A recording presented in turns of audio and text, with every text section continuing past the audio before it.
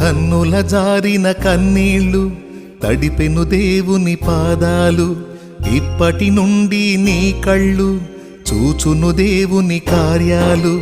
కన్నుల జారిన కన్నీళ్ళు తడిపెను దేవుని పాదాలు, ఇప్పటి నుండి నీ కళ్ళు చూచును దేవుని కార్యాలు.